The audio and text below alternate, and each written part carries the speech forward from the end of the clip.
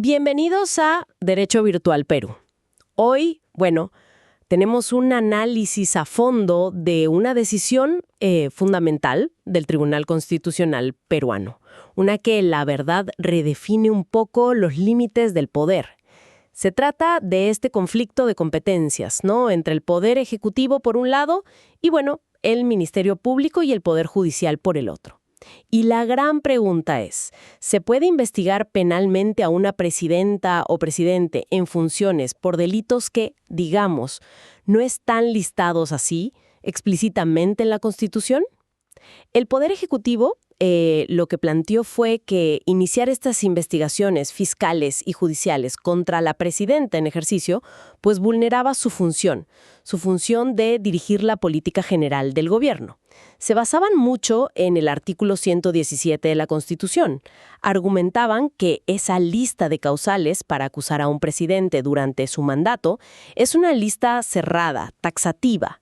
De hecho, citaron casos específicos, ¿no? Las carpetas fiscales 153-2024, 277-2022, 68-2024 y hasta una resolución judicial, la del expediente 00018-2024. Decían que eran ejemplos de esta interferencia. Exacto.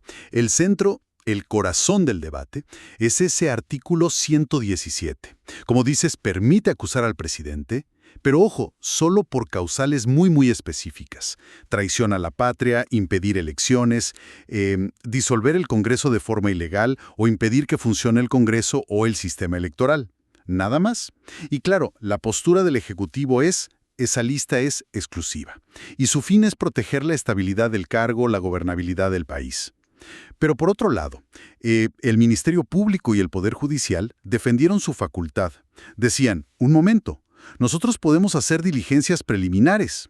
Sostuvieron que eso no es lo mismo que una acusación formal. Son solo actos iniciales, urgentes a veces, para asegurar pruebas si reciben una notitia criminis, o sea, si se enteran de un posible delito. Argumentaban que esto es vital, incluso para preparar una futura denuncia constitucional si correspondiera según el 117, o para investigar después de que termine el mandato. Y todo esto, decían, dentro de sus competencias que les da la propia Constitución, ¿no? El artículo 159 para el Ministerio Público, el 139 para el Poder Judicial, y que esto no paralizaba la labor presidencial. Aquí está la tensión, ¿no? Por un lado, proteger la figura presidencial, la institución, y por otro, la necesidad de investigar posibles delitos, que pueden ser graves. ¿Cómo resolvió el Tribunal Constitucional este dilema? ¿Y qué significa realmente esa palabra clave, acusar? Pues el tribunal hizo un análisis bien detallado. Usó varios métodos, el histórico, viendo los antecedentes, el sistemático, mirando toda la Constitución y las leyes, y el teleológico, o sea, buscando la finalidad de la norma. Y la conclusión principal fue esta. El artículo 117 busca proteger la institución presidencial, para asegurar la gobernabilidad, como decíamos. No está pensado para dar impunidad personal al presidente o presidenta. Y sobre acusar, determinó que en ese artículo 117, acusar se refiere específicamente a la acusación constitucional, esa que se presenta ante el Congreso. No se refiere a los pasos previos de investigación que hace la Fiscalía o el Poder Judicial. Pero aquí viene el matiz importante. El tribunal dice, investigar preliminarmente no es acusar formalmente ante el Congreso, ¿de acuerdo? Diligencias preliminares, que el TC considera ya parte del proceso penal, ojo, si son por delitos diferentes a los del artículo 117. Eso sí, necesita un paso previo. ¿Cuál? Que el Congreso haya levantado la inmunidad presidencial a través del antejuicio político. Eso está en el artículo 100 de la Constitución. Por lo tanto, la conclusión es, el Ministerio Público no puede iniciar formalmente estas investigaciones preliminares durante el mandato si son por hechos ajenos al 117 sin ese permiso previo del Congreso. A ver si entiendo bien. O sea, investigar como tal, recabar alguna información inicial, quizás sí. Pero iniciar formalmente diligencias preliminares por delitos comunes, digamos, no si no es por los del 117 y sin antejuicio. Correcto, esa es la idea central. No es una previsión absoluta de cualquier acto, pero sí del inicio formal de la investigación como proceso penal en esos casos. Ok, clarísimo. Entonces, ¿qué pasó con las investigaciones que ya estaban en marcha? Esas que mencionó el Ejecutivo en su demanda contra la presidenta. Bueno, pues el tribunal declaró fundada la demanda del Ejecutivo.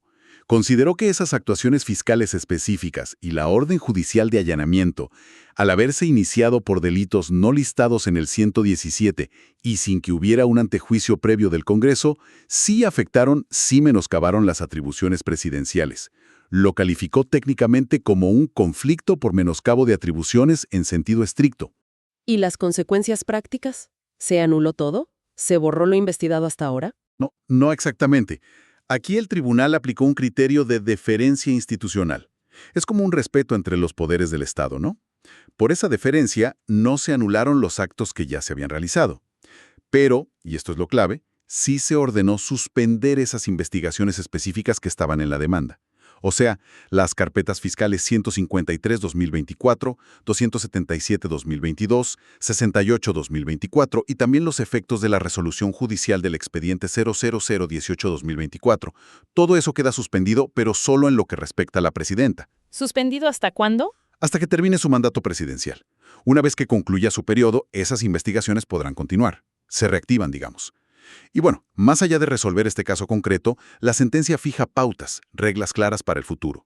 Y son vinculantes, o sea, obligatorias para todos. ¿Cómo cuáles, por ejemplo? A ver, primero, el Ministerio Público sí puede realizar algunos actos muy puntuales, muy limitados.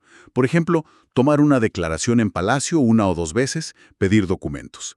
Si es que recibe una noticia criminis por delitos que no son los del 117. Pero, inmediatamente después de esos actos indispensables, debe suspender formalmente la investigación respecto al presidente o presidenta hasta que deje el cargo. Segundo, quedan prohibidas las medidas que restrinjan derechos del presidente en funciones por estos casos, ajenos al 117. O sea, nada de allanamientos a Palacio por estos temas, ni detenciones preventivas, ni nada parecido. Tercero, se reafirma, se insiste, en la obligación de mantener la reserva de estas investigaciones, que no se filtren, ¿no? Y cuarto, un punto muy importante, el entorno presidencial. Esto es, familiares, funcionarios, asesores cercanos. Ellos sí pueden ser investigados sin estas limitaciones temporales. La suspensión solo aplica para el jefe de Estado. Un poco todo esto. El Tribunal Constitucional lo que ha hecho es reforzar una especie de escudo protector alrededor de la figura presidencial mientras dure el mandato. Se limitan bastante las investigaciones por delitos comunes o de función que no estén en esa lista cerrada del artículo 117. No parece ser impunidad total como a veces se dice, sino más bien una inmunidad procesal, temporal, ¿no? Una postergación de la responsabilidad penal hasta que termine el gobierno. Exacto, esa es una buena forma de verlo. Una postergación, no una eliminación de la responsabilidad. Y esto, claro, nos deja una reflexión final, ¿no? La sentencia evidencia lo complicado que es balancear dos valores que son fundamentales en una democracia. Por un lado, la necesidad de perseguir el delito, sobre todo si hablamos de corrupción o violaciones de derechos humanos, que pueden ocurrir incluso en las más altas esferas del poder. Y por otro lado, la protección de la estabilidad institucional, algo que un sistema presidencialista como el nuestro requiere para funcionar. La pregunta que queda ahí, flotando, es, bueno, ¿cuán efectivos son realmente nuestros mecanismos de control y rendición de cuentas para la más alta magistratura? Especialmente si surgen indicios de delitos graves que no encajan en esas causales tan específicas del 117 justo cuando la persona está ejerciendo el poder, y la investigación formal tiene que esperar. Es un tema complejo, sin duda.